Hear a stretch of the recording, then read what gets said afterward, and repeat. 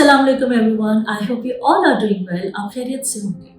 आज हम बहुत इंपॉर्टेंट टॉपिक पे बात करने वाले हैं जिसके लिए मेरे पास बहुत ज़्यादा क्वेरीज आ रही थी और ये मोस्ट वांटेड टॉपिक है अब तक का, और वो है जेलसी। जेलसी क्या एग्जिस्ट करती है और जेलसी क्यों होती है। सो आज हम इसके ऊपर बात करने वाले हैं अकॉर्डिंग टू साइकोलॉजी। साइकोलॉजी के अकॉर्डिंगली ये एक इमोशन है, एक बहुत अनप्लेजेंट बट नेचुरल इमोशन है जेलसी। बच्चों से लेके बड़ों तक, बड़ों से लेके बूढ़ों तक, ये उम्र के किसी भी हिस्से में ये इमोशन आपके साथ अटैच हो सकता है, जनरेट हो सकता है। इसकी बहुत सारी रीजंस है जिसके ऊपर हम बात कर सकते हैं। कभी कभी ये रोमांटिक जेलसी भी होती है, कभी कभी ये एक प्रोफेशनल जेलसी भी होती है, कभी कभी पर्सनल जेलसी भी होती है, और कभी कभी आपको पता ही नहीं होता कि आप क्यों दूसरे इंसान से जेलस फील कर रहे हैं। या कभी कभी ये भी होता है कि आपको लगता है कि सामने वाला आपसे जेलस फील कर रहा है। वो आपकी असम्पशन भी हो सकती है और वो एक फैक्ट भी हो सकता है, लेकिन आपको इंस्टिंक्ट्स, नेगेटिव वाइब्स मिलते हैं कि ये एक जेलसी का रिलेशनशिप है हमारे बीच में। इसके लिए सबसे इम्पोर्टेंट ये है कि जब आप इस इमोशन को अवॉइड नहीं कर सकते या आप दूसरे को तो ठीक नहीं कर सकते, अगर आपको लगता है कि दूसरा आपके साथ कंपटीशन कर रहा है या वो जेलसी में है, हसद करता है आपसे, तो आप कर ये सकते हैं कि आप अपने ऊपर कुछ ऐसे स्ट्रैटेजीज का इस्तेमाल कर सकते हैं कि अपने आप को इस बहुत ही अनप्लेजेंट और अनवांटेड इमोशन से छुटकारा दिला सकें। सबसे इम्पोर्टेंट ये है कि आप अपने आप से सेल्फ अवेयरनेस की जो स्ट्रैटेजीज हैं उसके ऊपर काम करें। इसमें सबसे ज़्यादा इम्पोर्टेंट है माइंडफुलनेस। आप माइंडफुल रहें कि जब भी कोई आपके साथ अगर कोई डील करता है, ऐसे कोई ओपोनेंट, कोई ऑपोजिट पार्टी जिसके साथ आपको लगता है कि कोई थोड़ा सा जेलसी का मामला हो रहा है, तो आप ये देखें कि अगर आप जेलस फील कर रहे हैं, आपके अंदर वो चीज़ हसद या जलन आ रही है, तो उसकी रीज़न क्या है। तो वो जो वाई फैक्टर है, क्यों, उसको आप ज़रूर फोकस करें और देखें कि ये जेलसी एग्जिस्ट क्यों कर रही है। ये क्या ऐसी चीज़ है जो क्रिएट कर रही है आपके अंदर ये फियर, ये जलन, ये हसद कि सामने वाला जो है वो आपसे बेहतर है। क्योंकि जेलसी क्रिएट ही तब होती है जब आपको अपने अंदर इनसिक्योरिटीज होती हैं। आपको कहीं ना कहीं लगता है कि आप सामने वाले से कमतर हैं, सामने वाला आपसे जीत जाएगा, वो आपसे बढ़तरी हासिल कर लेगा। और या आप अगर रोमांटिक जेलसी की बात करें तो उसमें ये लगता है कि जो थर्ड पार्टी है वो एक थ्रेट की तरह फील होती है दो लोगों के बीच में, कि शायद थर्ड पार्टी आएगी और हम दो लोगों का रिलेशनशिप खराब कर देंगे।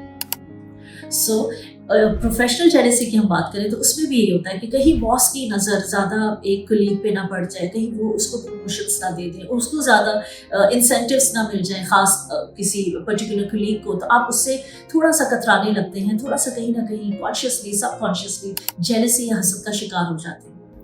ये जो सारी चीज़ें हैं, इसको कवर अप करने के लिए सबसे इम्पॉर्टेंट है कि आप क्यों, वाई के ऊपर फोकस करें, क्योंकि ये जो वाई है यही आपको बताएगा कि एक्चुअल क्या रीजन है। अगर आपको लगता है कि कोई चीज ऐसी है जो आप नहीं कर पा रहे, आप अपने काम में वो चीज डिलीवर नहीं कर पा रहे और दूसरा वो चीज डिलीवर कर पा रहे, शायद वो नेचुरली उसमें अच्छा है या उसने वो स्किल्स हासिल की, तो आप भी वो स्किल्स हासिल कर सकते हैं। क्योंकि कोई भी चीज जो स्किल है वो लर्न है और उसको लर्न किया जा सकता है। ऐसा ना समझें कि नहीं, अब ये चीज में मैं जीत नहीं सकता तो आप दूसरे से जेलस होना शुरू हो जाए, बल्कि यही वो टाइम होता है कि जो चीज़ आपको इस इनसिक्योरिटी में डाल रही है, इस जेलसी के फैक्टर में डाल रही है दूसरे के हवाले से, उस बात को लेके आप उसके ऊपर वर्किंग करें कि यही वो एरिया है मेरी लाइफ का, मेरी पर्सनैलिटी का जो वीक है, जिसकी वजह से मुझे ये फियर फील हो रहा है, मुझे जिसकी वजह से थ्रेट फील हो रही है सामने वाले से, या मुझे ये फील हो रहा है कि सामने वाला मुझे शिकस्त दे देगा, मुझसे जीत जाएगा, मुझसे ज़्यादा कोई लाइफ में कामयाब हो जाएगा, ग्रोथ मिल जाएगी उसको पर्सनली, प्रोफेशनली। तो अब यही तो वो एरिया है जिसके ऊपर वर्किंग करनी है।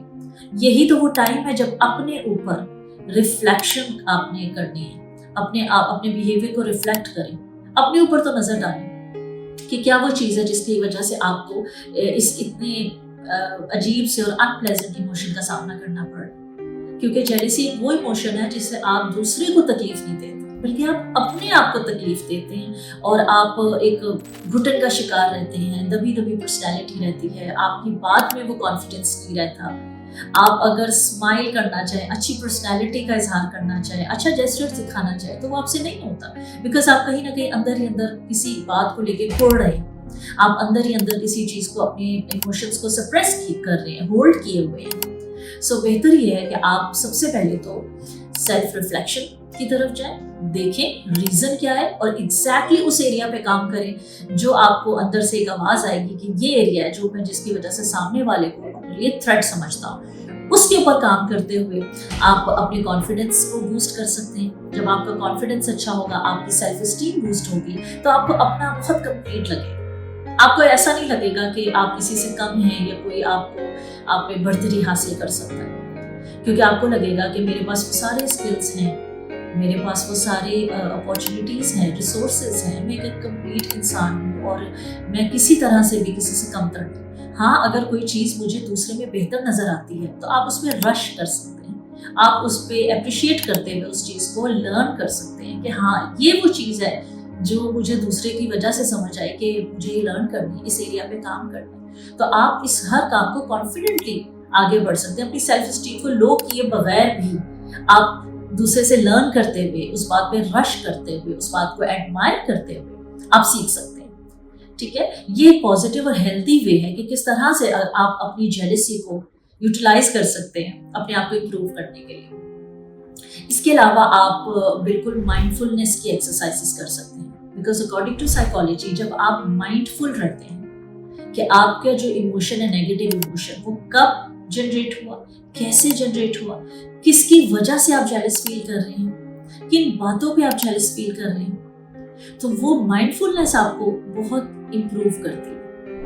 आप उसके साथ अपनी डीप, जो हम कहते हैं कि डीप ब्रीदिंग करें, उससे आपकी एंजाइटी कंट्रोल होती है, नेगेटिव आपकी थिंकिंग और इमोशंस को आप बहुत अच्छे से काबू पा लेते हैं। उसकी प्रैक्टिस साथ साथ करें तो आपको बहुत फायदा होगा कि आप जब भी इस नेगेटिव इमोशन को फील करना शुरू करें अपनी बॉडी में, बिकॉज आपको कहीं ना कहीं ये रिफ्लेक्ट करती है। आपको जब भी कोई नेगेटिव इमोशन आता है तो वो आपकी बॉडी उसके सिम्टम्स, उसका रिएक्शन देना शुरू करती है। आपको कहीं ना कहीं हैवीनेस फील होगी, कुछ लोगों को दिल भारी लगता है, उनको कुछ लोगों के सर में दर्द हो सकती है, कंधों में दर्द हो सकती है, कोई भी बॉडी ऑर्गन पे उनको लग सकता है कि उनको बहुत ज़्यादा एक इरिटेशन का एहसास होता है, उनको बहुत एक नर्वसनेस होती है, उनको बहुत ज़्यादा लगता है कि वो सर्वाइव नहीं उस टाइम कर सकते, वो सिचुएशन को छोड़ के जाना पड़ता है, बिकॉज वो बहुत ऑब्वियस हो जाता है। मैंने तो यहाँ तक लोगों को देखा है कि उनको शॉर्टनिंग ऑफ ब्रेथ भी हो जाता है, वो इतना उस वक्त इरिटेट हो जाते हैं, उनको लगता है कि मेरे नर्वस सिस्टम पे कोई असर आ रहा है, क्योंकि किसी और के प्रेजेंस में वो इतना अनकंफर्टेबल हो जाते हैं। सो जब भी ऐसा कुछ हो, स्टार्ट डीप ब्रीथिंग। आप जितना डीप ब्रीथ करेंगे उतना ही आप रिलैक्स्ड होते जाएंगे और अपने इस नेगेटिव इमोशन को, खासतौर पे जेलसी के इमोशन को, क्योंकि बहुत सीवियर अटैक करती है, आप अपने आप को कंट्रोल कर सकते हैं। कभी कभी ये जेलसी पार्टनर्स पे भी देखी जाती है। लेट्स सपोज अगर एक पार्टनर दूसरे पार्टनर से ज़्यादा सक्सेसफुल हो जाता है तो उसमें भी जेलसी देखी जाती है कि दूसरा पार्टनर इनसिक्योर हो जाता है, उसको कहीं ना कहीं अच्छा नहीं लगता कि मेरी पार्टनर या मेरा पार्टनर मुझसे ज़्यादा अर्न क्यों कर रहे हैं, मुझसे ज़्यादा ये लाइमलाइट में क्यों है, क्योंकि कहीं ना कहीं हमारी सोसाइटी में ये चीज़ मानी जाती है कि जो ब्रेड अर्नर होगा, जो घर का सारा निज़ाम चलाएगा, उसी की वाह होगी और उसी की से होगी, वही लीडर माना जाएगा। सो इस चीज़ को जो है वो इम्पोर्टेंस से जोड़ दिया गया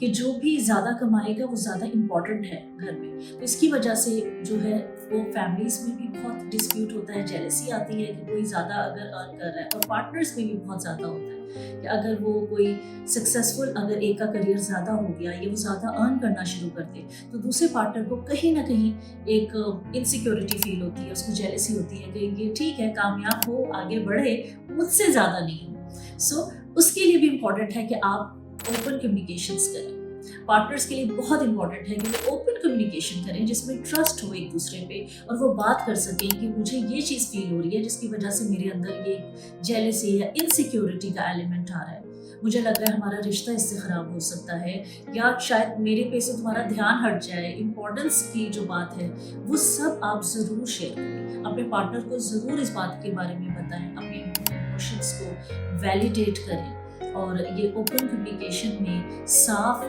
आसान अल्फाज में ज़रूर बताएं कि ये चीज़ जो है वो आपके रिलेशनशिप को ख़राब करे, क्योंकि कहीं ना कहीं कॉम्पिटिशन और जेलसी आना शुरू होती है। जब आप इस चीज़ को ओपनली डिस्कस करेंगे तो शायद आपका पार्टनर आपको एक तो समझा सके कि कोई ऐसी पोजीशन में वो नहीं है जिसमें वो आपको इनसिक्योर कर सके। बिकॉज जब कोई भी पार्टनर कामयाब होता है तो पार्टनर्स का मतलब यही है कि वो एक कंपेनियनशिप में है, और कंपेनियनशिप का मतलब ये है कि वो एक साथ एक ही जर्नी के दो मुसाफिर, वो एक जॉइंट अकाउंट है, एक ही जर्नी है। सो अगर एक कामयाब होता है तो उसमें दूसरे की कामयाबी है, अगर एक नाकाम होता है तो उसमें दूसरे की नाकामी है। सो इसमें एक दूसरे को ये समझा सकते हैं ओपन कम्युनिकेशन से। सो ज़रूर अगर पार्टनर पे अगर आपको ये चीज़ फील हो रही है कि वो आपसे जेलस हो रहे हैं या आपको कहीं ना कहीं लगता है कि ये इमोशन आपके रिलेशनशिप को ख़राब कर रहा है, तो आप ज़रूर कम्युनिकेट करें और समझाएं, समझें। आप भी सामने वाले के जो बातें हैं, उसके जो पॉइंट्स हैं, उसकी जो इनसिक्योरिटीज़ हैं, उसके लिए रेडी रहें, प्रिपेयर रहें कि जो आपके पार्टनर की जो पॉइंट्स हैं, सजेशंस हैं या उसकी जो इनसिक्योरिटीज़ हैं, आप उसको कबूल करें, खुले दिल से सुनें और उस पर वर्किंग करें दोनों एक साथ, ताकि इस जो नेगेटिव इमोशन है, जेलसी या हसद, इसको निकाल के आप अपने रिश्ते को बेहतर स्ट्रॉन्ग बनाते एक साथ आगे बढ़े और एक दूसरे को लेट डाउन ना करें, एक दूसरे को किसी भी हवाले से टॉन्ट ना करें, बल्कि आगे बढ़ने में बहुत मदद करें और एक अच्छा हेल्दी सपोर्टिव रिलेशनशिप, कंपेनियनशिप बनाएं। एक और इंटरेस्टिंग फैक्ट जो जेलसी को लेके है वो ये कि कभी कभी हमें लगता है कि सामने वाला हमसे जेलस हो रहा है, हम तो बहुत अच्छे हैं, हमें तो कोई जेलसी नहीं हो रही, हम खुश हैं, लेकिन सामने वाला पता नहीं क्यों आपसे जेलस होता है और हमेशा आपकी चीज़ों को देख के, आपके बच्चों को देख के, आपके घर को, आपके लाइफस्टाइल को देख के वो हमेशा आपसे कॉम्पिटिशन करते हैं या जेलस फील करते हैं। तो कभी कभी ऐसा भी होता है कि ये आपका अपना शेडो होता है। ये बहुत समझने वाली बात है। कभी कभी जो हमारा अपना शेडो होता है, यानी जो हमारे अपने माइंड में कोई इनसिक्योरिटी होती है, कहीं ना कहीं डीप अनप्लेजेंट इमोशन होता है, कंपटीशन भी हो सकता है, वो कोई फियर ऑफ फ्यूचर भी हो सकता है, किसी भी तरह की कोई नेगेटिव आपके दिमाग में कोई चीज़ है तो वो आप प्रोजेक्ट कर देते हैं सामने वाले। आपको लगता है सामने वाला आपके साथ कंपटीशन कर रहा है, उसको आपके साथ कोई प्रॉब्लम है, आपको नहीं, लेकिन ये आपका अपना शेडो ही हो सकता है। आप अपने शेडो को सामने वाले पे प्रोजेक्ट कर रहे हैं और वो बुराई सामने वाले में देख रहे हैं। मैंने ऐसे बहुत से लोगों को देखा है जो हमेशा बैठ के कहते हैं कि हमें तो किसी से कोई प्रॉब्लम नहीं, हम तो बहुत खुश हैं लाइफ में, हम तो हमेशा अच्छा ही कहते हैं, अच्छा ही सोचते हैं, दूसरों को देख के खुश होते हैं, लेकिन पता नहीं दुनिया हमसे खुश क्यों नहीं, दुनिया हमें देख के जेलस क्यों होती है या हमारे से हसद क्यों करती है। लेकिन असल में ऐसा भी होता है कि कभी कभी वो अपना शेडो ही प्रोजेक्ट कर रहे होते हैं लोगों पे, लोगों को भी शायद वो इश्यूज ना हो जो उनको नजर आ रहे हैं। इसमें एक मेन फैक्टर जेलसी का होता है जो बहुत कॉमनली देखा गया है कि हमें लगता है सामने वाला हमारे से जेलस है, हम नहीं। सो इसमें भी गौर कीजिएगा कि कहीं आपका अपना शेडो तो नहीं, और अगर वो आपका अपना ही शेडो तो अगेन आपको ही ये करेक्ट करने की जरूरत है, आपको इसकी अकाउंटेबिलिटी लेने की जरूरत है, जिम्मेदारी लेने की जरूरत है कि आपने ऐसा नहीं सोचना और अपने जो इमोशंस हैं उनको समझते हुए, उन पे वर्किंग करते हुए और जिस वजह से ही जेलसी हो रही है उस एरिया पे मेनली ज़्यादा काम करते हुए अपने आप को स्किल सिखाने हैं, ग्रूम करना है, अपनी सेल्फ स्टीम को बूस्ट करना है, अपनी कॉन्फिडेंस को हाई करना है। और चाहे जो भी दुनिया में लोग कर रहे हैं वो आपसे जितने भी आगे चले जाए, आपकी अपनी जर्नी है, उनकी अपनी जर्नी। शायद आज वो जहाँ पे खड़े हैं आप उससे भी ज़्यादा आगे उस मुकाम पे साल बाद, 6 महीने बाद चले जाएंगे। लेकिन अगर आज आप जेलसी में आके अपने आप को रोक लें या दूसरे को काटना शुरू कर दें, उसको गिराना शुरू कर दें ताकि आप ऊपर नजर आए, तो ये एक गलत स्ट्रैटेजी है। आप सिर्फ वर्किंग करते रहें और अगर आपको लगता है कि कुछ अरसे बाद आप यही पोजीशन हासिल करना चाह रहे हैं जिससे आप अभी देख के थोड़ा सा इनसिक्योर हो रहे हैं, जेलस फील कर रहे हैं, तो उसके लिए वर्किंग करें, उसका एक टारगेट सेट करें और अपने पैशन को और बढ़ाएं, अपनी कंसिस्टेंसी को और बढ़ाएं और आप माइंडफुल रहें, डीप ब्रीदिंग करो, अपने मेंटल हेल्थ का आप ख्याल रखते हुए उसी चीज़ को जो आपको जेलसी फील करा रही है उसको एडमायरेशन का एक पहलू देते हुए, एडमायर करते हुए, रश करते हुए, उसको अपना टारगेट बनाते हुए, गोल बनाते हुए आप आगे बढ़ सकते हैं। सो इस पर ज़रूर गौर कीजिएगा, इंशाल्लाह आपको बहुत फ़ायदा होगा। So if you have any other topics और क्वेरीज, कोई आपकी सजेशंस हो, आप हमें हमारे कमेंट सेक्शन में ज़रूर बता सकते हैं। हम आपकी क्वेरीज और आपके जो टॉपिक्स होंगे उसके ऊपर इंशाल्लाह उनको पिक करते हुए ज़रूर नेक्स्ट वीडियो बनाएंगे। Thank you so much for watching.